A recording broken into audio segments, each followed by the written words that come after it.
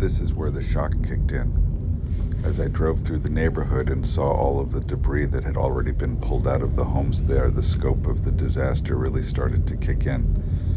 Sure, there were downed trees and everything all around, but just seeing all of this stuff, it was overwhelming. The damage to my mother's house didn't seem that bad on the outside. Her back deck was gone. The stairs were washed away. The air conditioner was dangling. There was a tree down on the roof. But it was the inside that was really the worst damage. We were so grateful for the Red Cross to bring food. And we were also grateful to find a company that was able to do some mold remediation and help us save some of my mother's things. Here I am in my hazmat suit as I helped them save stuff. My brother Michael also came to help, and we prioritized trying to save my mother's scrapbooks. We're drying out the scrapbooks of the stuff that's savable of Joan Fagan Marshall. Her home was ravaged by Hurricane Ian. Hurricane Ian in September. Wasn't it in September when it hit? Yes, I believe. Yeah, so this is Cole, her son, and I'm Michael, her stepson. And we started by taking them out of the wet albums, and we put them in between sheets of typing paper, and then... Because that's what we had in the moment. That's what we had, and then Nina Leah, Ramadevi Nina, did a little research at our request, and then it turns out wax paper in between all the photos was the way to go. We also have articles, and so... Yes, articles about my mom's theater history, Yeah, theater career. Fun stuff. Her scrapbook of her early career. So then Nina Leah did a little research, and it turns out not typing paper, go get wax paper. And since this stuff has been, the edges of the albums got wet and some of the photos got damaged or partially damaged, what we decided to do is to put them between wax paper, and then we're putting them in hefty plastic tubs, and we are going to put damp red stuff in with them and try and suck more moisture out. Eventually they'll get laid out in a room that's dry, we hope, and then put in plastic sheets and then back into an album. That's what we're hoping. And we're doing this for Joan, because we love her. Okay. So at this point, maybe it would make sense, because we're not going to share all the pictures of this album in this video right now. No, you but can, I'm going to switch it over to time lapse and we get a little time lapse of us doing this, because that'll be fun to watch. Okay. Oh, Robert Goulet. My brother Michael and I salvaged what we could of my mother's scrapbooks, and although we did save a lot was lost, which is really heartbreaking. But it was good to spend time with him, and future generations will look at these pictures and see the flood damage and know that they were saved from a terrible flood. We made the local Denny's our base of operations. Oh, wow. That's terrific. This is that fun. I love it. That is so great.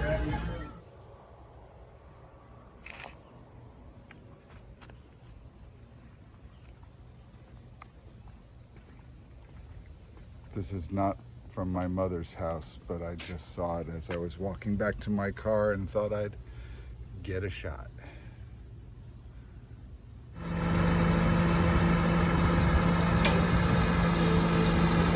You can see it, you can hear it, if only you could smell it. Damn. The very last thing to go out of the house, there it is, the very last thing. Here's all the stuff that was rescued. I left this soap right here in case you want to wash your hands. Thank you. You know, everything is empty. I hope you're happy. Yes, I The am. services, we completely decontaminated all the salvageable items. Empty, and now you empty, can don't worry empty. about this stuff following you everywhere. Now dishes. I do recommend Here we are in my mother's empty house. The mold remediation company has removed all of her personal effects that could be saved, remediated the mold, and put them all out in the garage so that I can pack them up. Let's go have a look.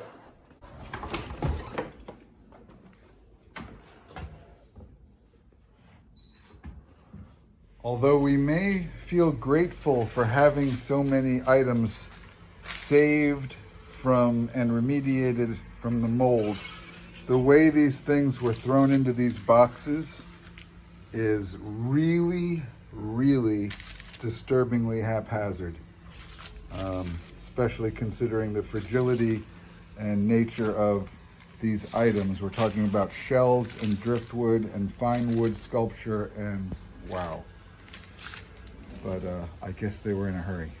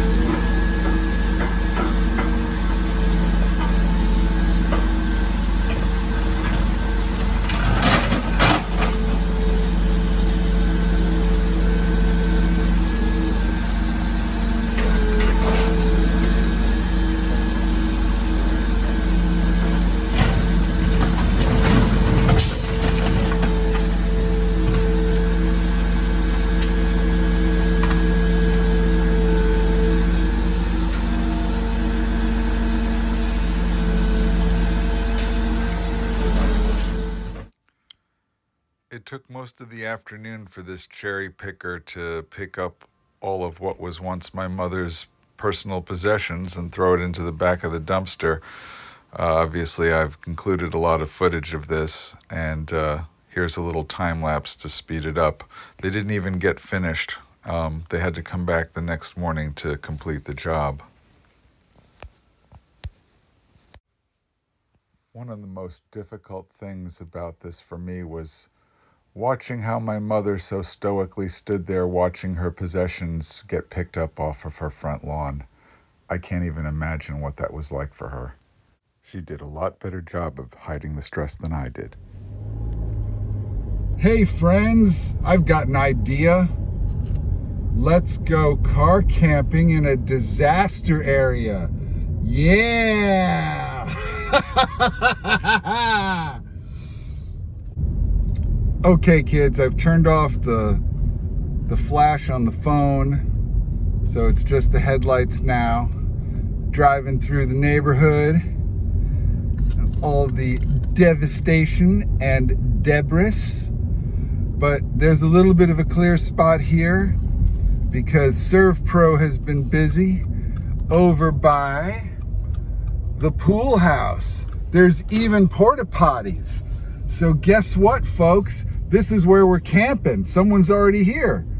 So why not join them? This is where I'm staying tonight. I got a nice, quiet, kind of dark spot right here behind the ServPro truck by the pool house. This is where we're car camping tonight. I'm going to wrap this one up here and say thank you for watching. I hope you'll come back next week to see the continuation of this adventure. Bye-bye.